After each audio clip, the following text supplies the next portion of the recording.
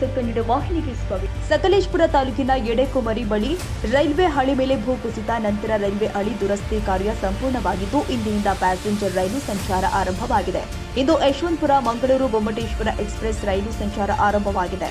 ಕಳೆದ 20 ದಿನಗಳಿಂದ ಪ್ಯಾಸೆಂಜರ್ ರೈಲು ಸಂಚಾರ ಬಂದಾಗಿತ್ತು.